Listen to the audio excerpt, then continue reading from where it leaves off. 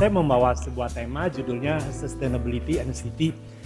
Seperti tadi dikatakan oleh moderator, saya tidak banyak membawakan mengenai kondisi polusi udara dan lingkungan. Ya, kita tahu itu semua masalah teknis yang harus kita selesaikan. Tetapi saya mengajak kita melihat juga yang dikatakan sustainability itu bukan hanya kepada teknis atau daripada elemen yang perkotaannya, tetapi ada satu hal yang juga sangat penting, yaitu sustainability daripada penduduk kota itu sendiri. Kalau penduduk kota itu kita tidak bisa sustain, kita tidak akan bisa sustain kota itu hanya dengan polusi yang lebih baik, lingkungan yang lebih baik, ekologis yang lebih baik gitu. Ini memang ada sedikit salah dari moderator tadi ya kita waktu bicara, jadi saya timbul satu cerita untuk mengangkat atau memulai cerita ini ya. Saya coba mungkin ke slide kedua dulu ya. Jadi saya ingin mengajak teman-teman untuk melihat kepada satu area di perkotaan di tengah-tengah kota kita. Jadi ini adalah Bundaran HI, ini adalah Plaza Indonesia, ini adalah Grand Indonesia, dan di sini kita mempunyai stasiun MRT. Ya, saya menggambarkan di sini 200 meter itu dari ujung stasiun MRT ini ke Bundaran HI. Inilah Hotel Indonesia ya. Nah, soal pertama yang saya ingin angkat adalah sebetulnya ketika pemerintah melakukan sebuah perencanaan pembangunan di sebuah kota gitu ya. Karena MRT itu kan sebetulnya untuk membawa masyarakat itu lebih bisa bertransportasi dengan lebih baik sehingga kita bisa mengurangi kemacetan yang ada dan dengan demikian juga mengurangi polusi dan sebagainya. Tetapi apa yang terjadi kalau kita melihat daripada hal ini ya, stasiun MRT ada di sini. Rakyat yang tinggal yang seharusnya memakai MRT tersebut atau memakai busway di sini itu kebanyakan adalah tinggal di daerah ini. Jadi harusnya tempat ini mendedikasikan dirinya untuk melayani warga yang tinggal di daerah Kebon Kacang dan Kebon Melati, bukan hanya orang-orang yang tinggal di atau bekerja di persimpangan gedung-gedung besar ini. Gitu. Kalau si Anu tinggal di Kebon Kacang 6, dia mau pergi ke stasiun MRT atau ke stasiun LRT, dia harus berjalan kira-kira ini ada 400 meter. Dia tiba di sini, dia jalan lagi mungkin sekitar 500 meter lagi dia sampai sini. Bagaimana warga yang tinggal di daerah sini itu bisa memakai MRT atau LRT ataupun Jakarta Busway itu dengan nyaman? Sulit. Karena perencanaan daripada kota kita itu belum terlalu komprehensif jadinya ya. Memang pemerintah sekarang ini berusaha dengan amat sangat keras. Hari ini saya juga berbicara dengan Pemprov DKI Jakarta ya, dengan Bapeda. Mereka juga setuju dan ini mereka sedang bekerja sama dengan kami ini untuk memperbaiki kondisi kota ini. Ini kejadiannya. Nah, saya nanti ingin mengajak kepada sebuah daerah ya di sini ya. Jadi ini Plaza Indonesia, Grand Indonesia, ada sebuah pertemuan yang sebenarnya sangat menarik ya. Kita tahu di sini tuh penuh dengan orang jualan. Dulu ada nasi uduk, sana nasi uduk jadi nggak tahu kemana ya. Ini dulu adalah pemukiman warga yang sekarang juga sebagian besar hilang. Sekarang banyak di sana adalah tempat kos ya. Tempat kos dengan sempit, dengan tiba-tiba di tengah-tengah gang itu ada 5 lantai, ada 6 lantai yang memang juga tidak sustain sama sekali sebetulnya. Tetapi di mana pemerintah, di mana negara ketika semua hal ini terjadi? Negara seolah-olah tidak hadir di situ. Saya satu hari di bulan Februari yang lalu, ini berkaitan dengan cerita tadi berdiskusi dengan moderator, itu saya naik MRT. Saya keluar dari MRT, memang musim hujan, jadi saya keluar dari MRT itu dalam kondisi cuaca hujan gitu. Indahnya hidup di Indonesia dan terutama kota Jakarta ya, tiba-tiba tuh di depan tuh ada ojek payung. Anak-anak kecil semuanya, kita lupa bawa payung, ada ojek payung. Kalau kita di luar negeri, ya lu basah aja sendiri ya. Di Jerman kalau kita keluar, basah aja. Itu tiba-tiba ada ojek payung. Berderet-deretan. Saya memilih ojek payung yang paling kecil badannya ya. Jadi saya bilang, saya mau ke Hotel Indonesia. Kamu bisa antar saya ke sana nggak? Bisa. Saya bayar berapa? Seikhlasnya. Jadi sesuka saya bayar. Dia bilang, iya seikhlasnya. Oke. Anaknya masih kecil. Lalu kami berjalan dari sini ya menuju ke Hotel Indonesia. Saya tanya, kamu bisa masuk ke Hotel Indonesia nanti ngantar saya? Dia bilang hanya bisa di pintu yang di depan, jadi dia nggak bisa masuk. Nah ini pun sebenarnya menjadi masalah karena kota itu walaupun Hotel Indonesia adalah milik pribadi, milik sebuah otoritas atau milik sebuah institusi, tetapi ada rasa pembangunan kota kita di Indonesia dengan berdampak kepada pembangunan gedung-gedung di situ itu juga kita tidak mempunyai rasa inklusif. Kita itu hidup dengan eksklusivitasnya kita. Itu yang terjadi dimanapun. Nah jadi kalau anak ini bisa membawa saya sampai ke pintu yang pertama, itu sudah ada inklusivitas tersendiri yang diberikan oleh Hotel Indonesia. Mungkin karena memang banyak orang yang memerlukan ojek payung gitu ya. Dalam perjalanan itu hanya sekitar 300-an meter lah ya. Saya memulai dengan pembicaraan begini. Itu jam 1:30 siang. Saya bilang, kamu tadi pagi sekolah? Tidak. Kenapa tidak sekolah? Tidak. Apa harusnya sekolah siang? Tidak. Maksudnya tidak tuh kamu tidak sekolah? Tidak. Loh kamu ini umur berapa? Kenapa nggak sekolah? Saya umur 12 tahun. Lah kan mestinya SD kelas 6 dong ya. Harusnya sebentar lagi SMP nih. Ini masa depannya kita loh anak-anak itu. Jadi kamu nggak sekolah? Tidak. Kenapa nggak sekolah? Dia nggak bisa jawab. Terus saya tanya, Bapak Ibu ada di mana? Nggak tahu. Maksudnya kamu nggak tahu Bapak Ibu itu kerja di mana? Tidak tahu. Maksudnya tidak tahu ini tidak tahu Bapak Ibu kamu ada di mana? Tidak tahu. Kamu tidak tahu Bapak Ibu kamu siapa? Tidak tahu. Nah, dua pertanyaan itu saja dengan jawaban yang diberikan itu sebenarnya sudah menusuk di dalam hati saya. Dan kalau kita mau bicara mengenai sustainability hanya cuaca dan lingkungan, tetapi sustainability masyarakat kita itu, kita sudah tidak punya sustainability yang benar. Karena mereka itu masa depan kita. Anak 12 tahun nggak tahu orang tua, nggak tahu sekolah, nggak tahu apa-apa, mau hidup bagaimana? Lalu saya bertanya, kamu tinggal di kebun kacang? Iya. Tinggal sama siapa? Sama kakek. Oh kakek kerja apa? Nggak tahu Pak, mungkin lagi nonton TV. Jadi dari 3 jawaban ini saya semena-mena dengan berani mengatakan anak ini, kecuali ada campur Tuhan dari atas intervensi besar-besaran ya, anak ini tidak punya masa depan. Bagaimana dia mau sekolah, dia nggak punya identitas. Mana ketika dia sekolah dia berusia lebih besar lagi, dia bekerja. Dia juga tidak punya identitas. Hal ini saya pernah cerita dengan pendeta Stephen Tong. Pak Tong bilang, bawa aja ke sini, kita pekerjakan. Saya bilang itu adalah sebuah khayalan. Karena ketika anak ini bekerja, bagaimanapun juga sebuah institusi itu menuntut kita harus mempunyai identitas. Nah, kalau nanti anak ini sudah lebih dewasa lagi, dia hidup, dia pasti akan sakit dong. Ini bukan Superman gitu ya. BPJS dia bagaimana ya? Gak ada juga gitu loh. Jadi secara gamblang saya mengatakan mendahului Tuhan dan mendahului semua orang, anak ini tidak punya masa depan. Jadi anak ini pada dasarnya lahir untuk menjadi anak jalanan. Sesederhana itu. Apa di pekerjaan anak jalanan tanpa kita juga perlu menghina mereka, banyak mungkin kan kita berdoa agar anak-anak jalan juga tumbuh dengan baik, tetapi apa yang kita harapkan dari mereka? Kriminalitas kerja yang kehidupannya begitu sulit. Bagaimana kita bisa mengharapkan anak-anak itu tumbuh dari sana? Pertanyaan berikut dari saya adalah, ada berapa anak seperti itu di kebun kacang? 1, mudah-mudahan cuma 1, atau ada 100. Atau bahkan ada 1000. Di seluruh kelurahan Tanah Abang ada berapa? Di seluruh Jakarta ada berapa? Di seluruh Jabodetabek itu ada berapa? Dan kita perluas lagi seluruh Indonesia itu ada berapa? Nah dari situ kita belajar bagaimana kita melihat pembangunan perkotaan kita, lalu kita bicara mengenai isu daripada segi manusia ya. Nah, coba mundur. Jadi saya sedang menulis disertasi dan saya sudah masuk kepada sebuah konklusi bahwa pembangunan sebuah kota itu adalah pembangunan masyarakat.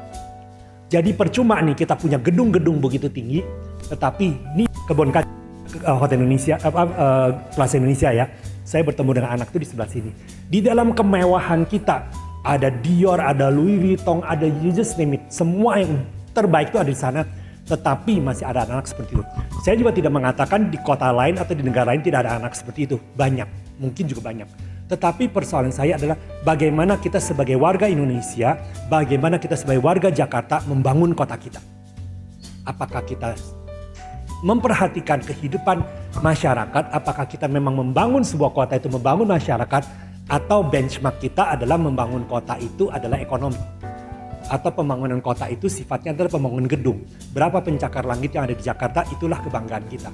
Tapi berapa anak seperti tadi itu bukan urusan kita.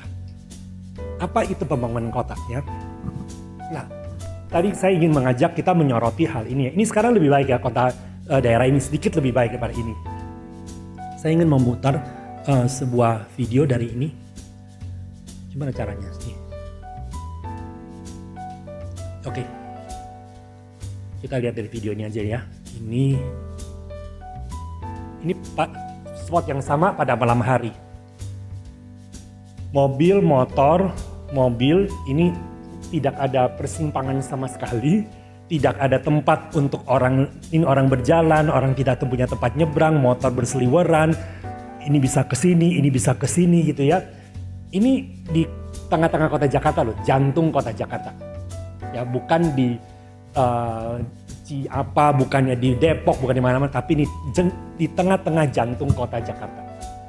Kita mempunyai sebuah kota yang harusnya sustain. Mengupayakan hal seperti ini saja kita belum mampu. Dan daerah ini sebetulnya secara sejarah itu dibangun 1962, diresmikan Hotel Indonesia 1992 untuk acara Asian Games pada waktu itu. Jadi artinya lokasi ini secara keseluruhan sudah dirancang dan dikembangkan 5-6 tahun sebelumnya. Tetapi sampai sekarang kita tahun 2023, kita kembali lagi 2023 kurang 62 saja sudah berapa? 61 tahun, kita tidak mampu membereskan hal ini. Dan kita lebih lagi tidak mampu membereskan anak-anak yang tadi ada di sana. Jadi sebetulnya pembangunan kota ini kita mau kemana? Saya sering menantang hal ini kepada Pemprov DKI Jakarta, apa yang sebetulnya kita lakukan? Kita tidak kemana-mana. Nah, ini catatan terakhir 2023 bulan Juli dari Kompasiana, ditanyakan kepada Pemprov DKI Jakarta apa persoalan kota Jakarta. Macet, banjir, polusi udara, ketimpangan sosial. Saya sangat senang mendengar hal ini karena sebelum ini itu bicara soal ketimpangan sosial itu sangat jarang. Ya, tapi sekarang muncul nih masalah ketimpangan sosial. Ketidakadilan di dalam pendistribusian sumber daya. Persoalannya seperti begini, ini yang tinggal di daerah Kebon Kacang, Kebon Melati itu dulu adalah warga ya. Kemudian datanglah para pengusaha, developer itu membeli. Dan sekali lagi jangan salah mengerti, saya tidak mengatakan tidak boleh ada pembangunan ya. Saya hanya mengatakan bagaimana kita membangun. Nah, saya pernah wawancara dengan salah satu ketua RW di sana. Beliau mengatakan begini, di Kebon Melati itu dari 17 RW sekarang 4 sudah tidak ada, diganti dengan gedung tinggi.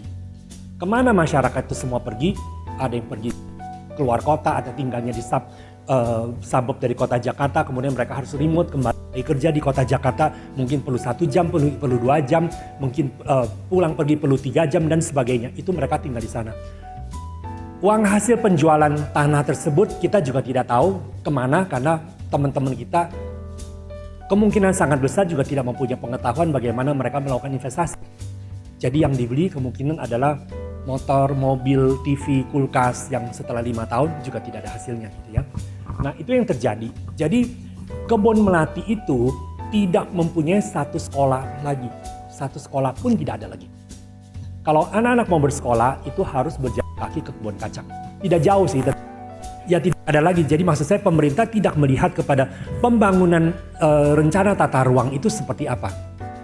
Itu yang terjadi. Peran Pemprov DKI Jakarta itu apa? Mereka berusaha memberikan bantuan sosial kepada pendidikan, pangan, pendidikan, perlindungan sosial, pelatihan UMKM. Sudah lebih baik lah dibandingkan tahun-tahun sebelumnya yang kita tidak pernah melihat kepada persoalan sosial seperti ini. Kita tahu ini kondisi terakhir, kualitas udara kita yang paling buruk di seluruh dunia, dan ya Kita kalau teman-teman kita sewarga itu tidak dididik lebih baik, saya juga tidak tahu bagaimana kita bisa mempunyai kualitas udara yang lebih baik ya. Karena ini juga adalah bagian dari pendidikan kepada semua masyarakat, bagaimana kita bersama-sama bisa merawat Jakarta lebih baik gitu. Banjir, kita environmentally vulnerable city, kita juga sekarang mempunyai urban sustainability yang sedikit lebih baik daripada sebelumnya. Ini wajah kota Jakarta, environmentnya paling buruk ya.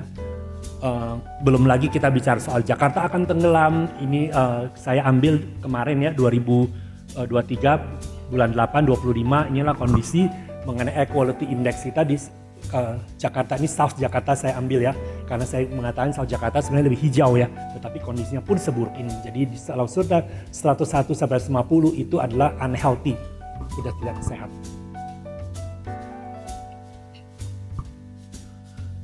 Kalau kita bicara sustainability, kita bicara mengenai environment, kita bicara mengenai economic, dan kita juga bicara mengenai sosial ya. Dan bertemunya di tengah-tengah itulah bicara mengenai sustainability itu apa sebetulnya. Jadi sebenarnya consists of fulfilling the needs of current generation without compromising. Tidak kita berkompromi. The needs of future generation. Jadi kita bicara mengenai masa depan. Kita bicara mengenai tidak boleh ada kompromi untuk membangun masa depan daripada generasi kita. Sementara kita memastikan ada balance. Jadi tidak bisa pembangunan kota itu hanya bicara mengenai ekonomi, tetapi sosialnya itu tidak ada. Kita tidak bisa membicara pembangunan kota itu hanya kepada pembangunan gedung, tetapi environment tidak bisa diperhatikan. Itu tidak bisa. Ini semua harus seimbang. Dan supaya bisa kita mencapai sebuah equilibrium yang baik. Ini saya tidak berkata. Kalau kita membangun kota, itu untuk mobil, kita akan dapat mobil dan kemacetan. Tapi kalau kita membangun kota itu untuk manusia dan places gitu ya, kita akan mendapat seperti ini. Ini wajah kota yang sama ya, Jalan Tamrin, Jalan Sudirman, tapi dalam konteks Car Free Day yang berbeda dengan hari-hari setiap harinya. Jadi memang pembangunan kota kita itu sangat terdorong oleh pembangunan kota yang sifatnya infrastruktur. Ya, tidak bisa disalahkan karena pada waktu zaman Presiden pertama Soekarno membuat garis daripada Jalan Sudirman, Jalan Tamrin, beliau memang ingin menampilkan kota Jakarta itu menjadi lebih daripada kota-kota yang lainnya yang ada di Indonesia atau bahkan ingin menyaingi kota-kota yang ada di Asia. Karena beliau bilang kita tidak lagi melihat kepada masa lalu di kota tua, kita membangun kota modern itu sebagai kota masa kini, dan saya menarik garis itu dari Monas sampai ke Senayan pada waktu itu memang sekaligus untuk pembangunan Asian Games. Jadi kota tersebut itu dibuat boulevard yang lebih besar, yang dampaknya sampai sekarang bagi saya adalah ini kota yang sangat brutal gitu ya. Karena kita juga tidak mempunyai skala terhadap kota tersebut. Kita berjalan di sana, kita hilang, kita berjalan di sana, mobil menjadi lebih penting daripada kita, jumlah jalur mobil lebih besar daripada jumlah manusia yang boleh berjalan. Sekarang puji Tuhan pemerintah memperlebar pedestriannya, tetapi tetap dibandingkan mobil itu kita kalah. Sebenarnya kita yang pernah tinggal di Berlin, pernah tinggal di München, pernah tinggal di kota-kota Eropa, kita itu berjalan di kota-kota yang skalanya itu skala manusia gitu. Kita lihat gedung, ya sekali lagi saya tidak mengatakan kita tidak boleh mempunyai skyscraper ya, tetapi bagaimana kita membangunnya. Ini adalah kondisi yang kita bisa lihat 2016 seperti ini, 2018 ini, 2020 gini, 2022 lebih parah lagi, mungkin saya 2023 kalau ada fotonya lebih parah lagi daripada saya ini. Jadi kita memang bisa lari daripada itu, sebab kita membangun kota itu melalui pembangunan mobil dan traffic ya. Ini kondisi kota Jakarta, Jalan Tamrin. Jadi Jalan Tamrin kalau kita pikir, kita hitung ya, dari trotoar ke trotoar itu 61 meter. Kurang lebih bervariasi. Tambah lagi dengan GSB, itu garis simpanan bangunan, jadi dari jalan sampai ke gedung kita itu kadang-kadang 6 meter, 7 meter. Jadi ambil 12 meter saja, ini ditambah jadi 73 meter. Ya. Sedikit 20 meter lagi itu lapangan sepak bola. Jadi saya selalu bilang kota Jakarta itu ada jajaran lapangan sepak bola nih. Dari jalan Tamrin sampai ke Sudirman itu ratusan lapangan sepak bola jajaran satu. Yang tidak bisa dilalui oleh manusia, hanya bisa dilalui oleh mobil.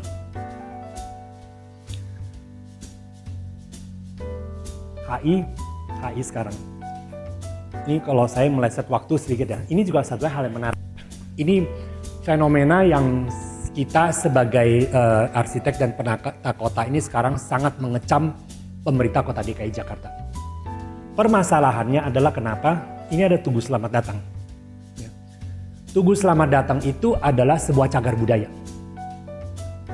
Seharusnya di mana-mana pun cagar budaya itu berada di sebuah kota dan terutama di spot yang sangat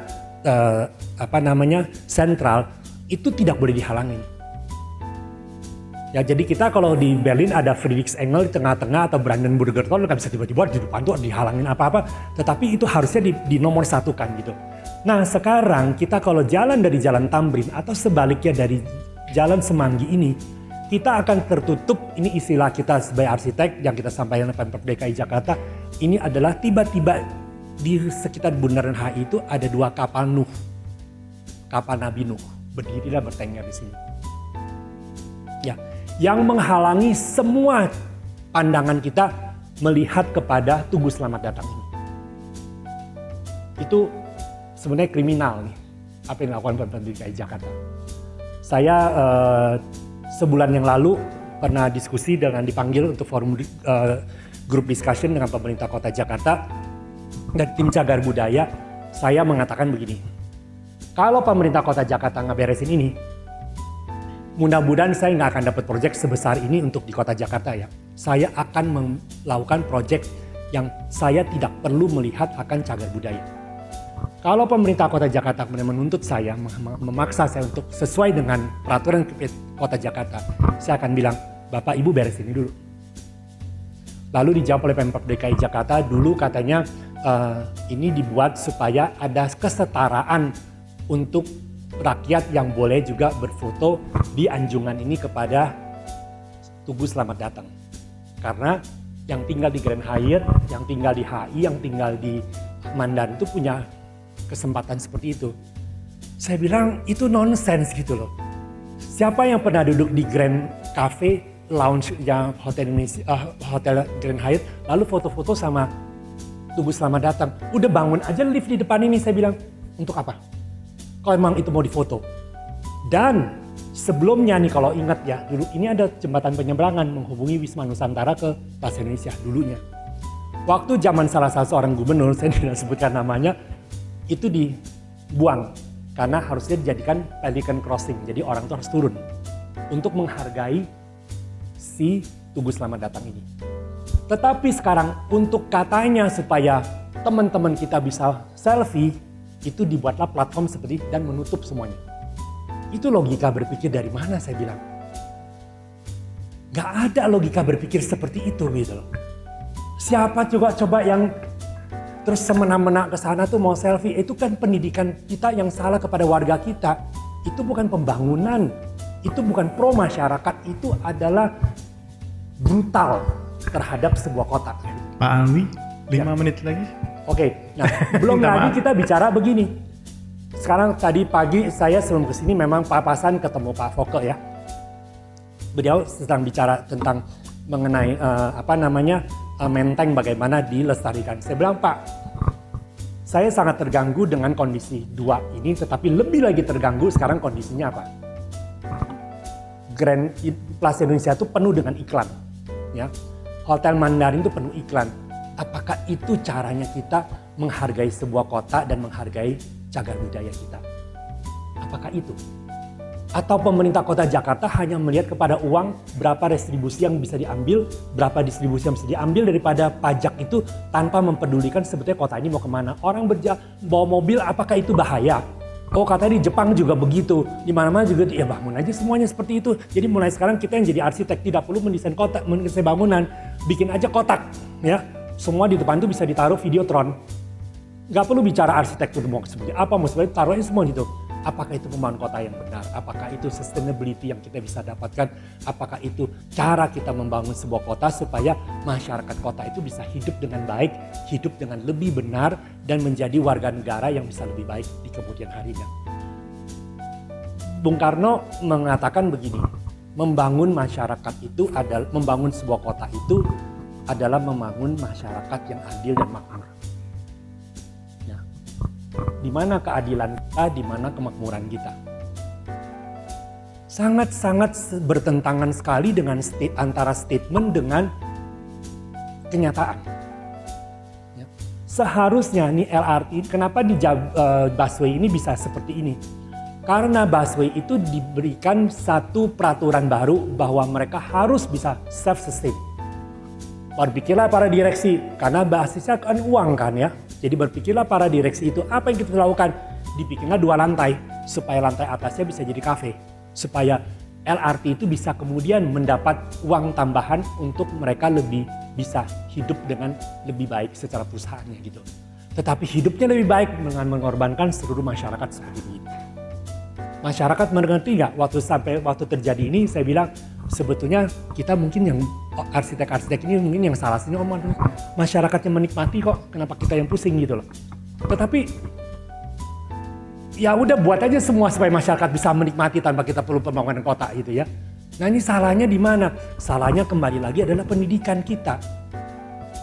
Saya tidak sebut nama, tapi ada seorang pernah mengatakan gini, Alwi, lu mendingan ke Pemprov DKI Jakarta bilang begini, bukan Pemprov DKI Jakarta, Pemprov semua kota ya, dan kepada semua universitas bilang harus ada satu tambahan fakultas, yaitu namanya Fakultas Selera. Karena pemerintah yang bekerja, orang-orang pemerintah yang bekerja di pembangunan kota itu tidak mengerti selera. Karena kita tidak pernah diajarkan bagaimana itu harusnya membangun sebuah kota secara baik, secara benar ya, supaya sustainability itu bisa tercapai gitu. Ini mau sustain apa dengan begini? Ya, tambah memperkeruh, tambah memperusak suasana kita untuk hidup di sebuah kota gitu. Apa yang harus kita kerjakan? Nah Bapak Ibu, kembali lagi kita mengingat kepada si anak kecil tadi itu ya. Apakah si anak kecil itu cukup diberikan kesempatan untuk naik ke sini, selfie dengan patung selamat datang, lalu the rest of his life is to solve? Enggak, bukan persoalan itu. Saya nggak pernah lihat ada orang selfie dari Hotel Indonesia lalu ke sini, jauh juga. Apa yang mau selfie?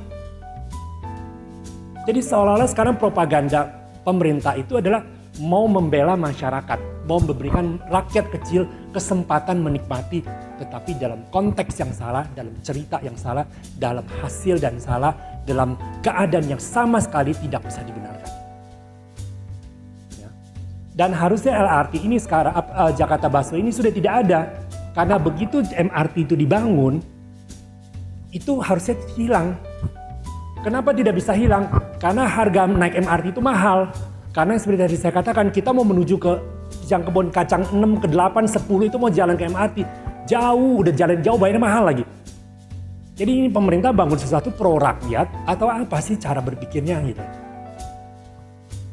Jadi saya katakan kepada teman-teman gini, kita tidak dalam posisi hanya selalu mengkritik ya. Percuma kita mengkritik, mengeluh terus, tidak ada gunanya. Maka saya bekerja sama dengan beberapa rekan, itu kita membuat sebuah yayasan, kita berupaya maju kepada pemerintah untuk bersama-sama memikirkan sebetulnya kalau ada satu spot yang mau dibangun, ada satu spot yang direncanakan, itu seharusnya bagaimana kita melihatnya dari kacamata kehidupan sosial masyarakat, dari kacamata kebudayaan, dari macam pendidikan dan sebagainya. Karena membangun kota Jakarta itu atau kota Indonesia rumit loh. Tiba-tiba nih nanti ya, saya ke Waduk Setiabudi ya, lalu saya telepon ke Pemprov DKI Jakarta. Saya bilang, Pak, saya kirim foto, Bapak lihat ya. Saya kirim foto. Karena tiba-tiba di Waduk Setiabudi itu berdiri stasiun LRT. 2 susun di pinggir waduk itu. Yang harusnya di pinggir waduk itu ada garis sempadan air atau sempadan sungai atau sempadan waduk. Itu tidak berdiri pas di bibirnya itu. Terus pemerintah DKI Jakarta dengan anehnya gini, ini di mana Pak Alwi? Waduk Setiabudi Pak, gitu loh. Terus tunggu Pak, Bapak jangan kemana-mana. Mereka kirim orang ke sana untuk bersama-sama kita melihat. Apa yang terjadi ketika Kementerian Perhubungan itu mempunyai sebuah rencana untuk membangun sesuatu, itu Pemprov DKI Jakarta tidak ada hak. Hebat kan Indonesia itu?